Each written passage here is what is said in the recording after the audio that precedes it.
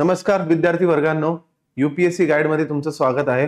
तर आज आपण बघणार आहोत तुमच्या सामान्य अज्ञान 3 मधला महत्त्वाचा अजून एक टप्पा जो आहे तुमचा पर्यावरण व परिसंस्था, म्हणजेच तुमचा environment, ecology and it's related organisations. Again a very simple, सोपा आहे टॉपिक, पण खूप सारा तुमच्या चालू घडामोडीच्या संदर्भात हा विषय असतो की नॅशनल ग्रीन ट्रिब्युनलने कुठला तरी एक आव्हान दिलेलं असतं किंवा एक जजमेंट दिलेलं असतं याविषयी, किंवा कुठली तरी एक टेक्नॉलॉजी आलेली असते बाबा, ओके, त्याविषयी आपण हे बोलणार आहोत। किंवा कुठला तरी नियम असतो, वेटलँड कन्झर्वेशन नियम असेल किंवा फॉरेस्ट कन्झर्वेशन ऍक्ट असेल, त्याविषयी हा एक विश्लेषणच्या दृष्टीने तुमचा अभ्यास डिमांड करतो। ओके, आणि पूर्णपणे हा तुमचा करंट अफेअर्सशी ओरिएंटेड आहे विषय। चलो, काय नाही, याच्यात 3 टप्पे आहेत, 3 टप्प्यात आपण हा डिवाइड करतो। ओके, तर एक एक बघूया। ओके, संवर्धन, पर्यावरणीय प्रदूषण, ओके, पर्यावरणीय प्रभाव मूल्यांकन, ओके, सेम कन्झर्वेशन, काय संवर्धन करण्याचे पद्धती आहेत काही, ओके, तर त्या गोष्टी करायला पाहिजेत। ओके, कशा केले पाहिजेत? ओके, एक तर संवर्धन आहे, कन्झर्वेशन, हे तुमच्या स्टॅटिक मध्ये पण आहेत, म्हणजे नॅशनल प्रोटेक्टेड एरियाज डिक्लेअर करणे, ओके, सुरक्षित क्षेत्र डिक्लेअर करणे, काय काय येतं त्याच्यात बाबा, नॅशनल पार्क्स येतं, वाईल्ड लाईफ सँच्युरीज येतात, या ओके, या सगळ्या गोष्टी येतात, टायगर रिझर्व्ह येणं, बायोस्फिअर रिझर्व्ह येणं, हे संवर्धनाचे। आणि हे मी आता फक्त तुम्हाला एक ह्याच्याबद्दल सांगतोय, प्राणी किंवा फ्लोरा अँड फॉना बद्दल सांगतोय, बाकीच्या पण तुम्ही जल बद्दल पण, म्हणजे पाण्याबद्दल पण सांगू शकता, वायू बद्दल पण सांगू शकता, काय काय त्याचे नियम आहेत। ओके, तर पर्यावरणीय प्रदूषण महत्वाचा टॉपिक आहे। दिल्लीला आपण बघतो किती फॉग एकदम साठतो, एवढं मोठ्या लेवलला प्रदूषण होतं। ओके, त्यासाठी भूगोलिक पण काही कारणं आहेत नक्कीच, पण it's also man made thing. Okay, माणसाचं पण त्याच्यात खूप मोठं काम निर्मिती आहे। ओके, दुसरीकडे deforestation, okay, ecological sensitive zones, हे कुठल्या कमिटीने सांगितलं होतं?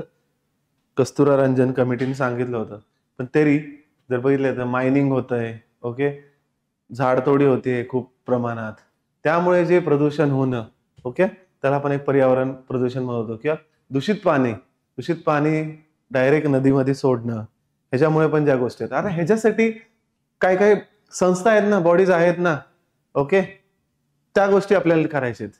नॅशनल गंगा कन्झर्वेशन काउन्सिल किंवा रिझर्वेशन काउन्सिल, अशा गोष्टी आहेत बघा, reservation council, okay, central pollution control board आहे, ओके, त्याच्या गोष्टींचा अभ्यास इथं करायचा आहे। आणि ह्याच्यात विविध प्रकारच्या ह्याच्यात तुम्ही इन्स्टिट्यूशन लेवलला काय बाबा, लॉ लिगल लेवलला काय त्याचे तरतूद आहे, परत टेक्नॉलॉजी लेवलला काय आहेत बाबा, आणि परत ट्रॅडिशनल मेथड्स पण असतील ना, काही काही जुन्या पद्धती असतील, त्याच्याविषयी बद्दल तुम्ही तिथं ते सोल्युशन्स किंवा हे तुम्ही सुचवले पाहिजेत, लक्षात ठेवा। ओके, पर्यावरणीय प्रभावी मूल्यांकन, ओके, हे मूल्यांकन म्हणजे values, environmental sustainability, environmentalism, environmental justice, climate justice, हे खूप साऱ्या गोष्टी आहेत क्लायमेट जस्टिस वर। ग्रेटा थनबर्ग जी मुलगी होती, तिने खूप मोठी मुवमेंट केली होती, चिपको मुवमेंट, अपिको मुवमेंट, याबद्दल तुम्ही हे, तर कसं मूल्यांकन आपण पसरवलं पाहिजे। ओके,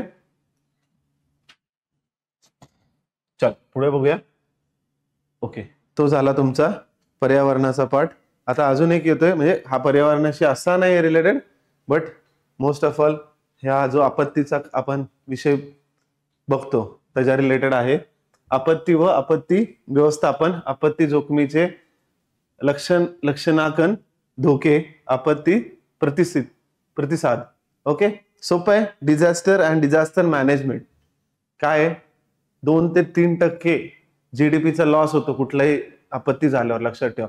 ते भूकंप असू, सुनामी असू, चक्रीवादळाचा असू, चक्रीवादळाचं प्रमाण तुम्हाला माहिती आहे कसं वाढतं, पेपर 1 मध्ये पण बोललो होतो, दोन्ही ठिकाणी जवळपास सामान्य प्रश्नच येतात, फक्त गोष्टी थोड्या बदलून लिहायला लागतात। इथं तुम्हाला जास्ती करून सोल्युशन ओरिएंटेड, म्हणजे उपाययोजना सांगायचे आहेत, तिथं तुम्हाला त्याची प्रोसेस सांगायची, भूगोलिक कारण काय आहेत बाबा. ओके, आलं लक्षात. तर ह्याच्याबद्दल जोखीम एक सायकल आहे. ओके, डिझास्टर मॅनेजमेंटची एक सायकल आहे, त्याच्याबद्दल इथं बोलायचंय. कसा तो म्हणतात ना, रिस्पॉन्स, रेस्क्यू, ओके, मिटिगेशन, त्याच्या आधी मिटिगेशन, ओके, रिकव्हरी, ती एक सायकल आहे. ती बघा, ती प्रत्येक पेपरच्या ह्याच्यात काढायचीच आहे तुम्हाला. ओके, आणि यांच्यात सदी व्यवस्थापन काय आहे आपण बोललोय. NDRF, NDMA, SDMA, हे सगळे ऍक्ट्स केलेले आहेत किंवा योजना, आपले नियम आहेत सगळे. ओके, त्याबद्दल तुम्ही वाचा. ह्याच्यात तुम्ही खूप साऱ्या गोष्टी लिहू शकता. ओके, व्यवस्थापन आहे, तंत्रज्ञानाचा कसा वापर करताल. परत मी तुम्हाला सांगितलं पर्यावरणाचा कसा वापर चांगला होऊ शकतो ह्याच्यात की टाळण्यासाठी. परत लोक म्हणजे कॅपॅसिटी बिल्डिंग, लोकांची कॅपॅसिटी कशी बॉस, कुठली आपत्ती आली तर लोकांना अल्टिमेटली सुरक्षित ठेवणे हे काम आहे. म्हणून त्यांना आधीच अवेअर करणं किंवा त्यांचं स्किल बिल्डिंग करणं हे खूप महत्वाचं आहे. ह्याच्यात तुमच्या NGOजचं काय काम आहे बाबा, आहेत ना, NGOज पण मदत करू शकतात ह्यात. ओके, ह्याचाच वापर करून आपण आपले जे शेजारचे देश आहेत त्यांना कशी मदत करतो, आपण करतो की नाही. सूर्यकिरण आपण केलं होतं नेपाळला. ओके, तर ह्याच्यात हे करायचंय, लक्षात ठेवा. विविध आपत्तींचा अभ्यास करायचा आहे. ओके, सुनामी असेल, हीट वेव्ह असेल, ओके, क्लाउड बस्ट असेल, म्हणजे ढगफुटी असेल. ओके, अजून एक आहे बघा, ते कायम स्टॅम्पेड म्हणजे चेंगराचेंगरी होणे, त्याच्याबद्दल पण अभ्यास करायचा चांगला तुम्हाला. ओके, चला, हा झाला तुमचा एक.